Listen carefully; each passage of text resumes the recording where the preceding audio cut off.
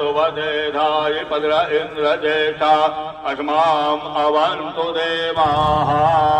ब्रह्मणे नमः। ध्यायामि ध्वजपताकाभ्यां नमः। ध्यायामि ध्यानार्थे पुष्पाक्षतान् समर्पयामि। एतानि पादिकाय इमम् आशादितं बलिं निवेदयामि। हाथ जोड़ेंगे। भो ब्रह्मन् स्वां संरक्ष बलिं भक्ष अत्रत्यानां सर्वेषां जनानां मंगलाभ्युदयं करो। आयुकर्ता क्षेमकर्ता शांतिकर्ता पुष्टिकर्ता तुष्टिकर्ता निर्विघ्नकर्ता कल्याणकर्ता वरदो भव।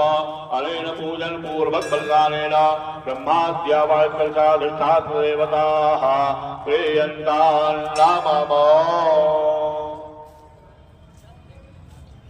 नृतवरुणयोर्मध्ये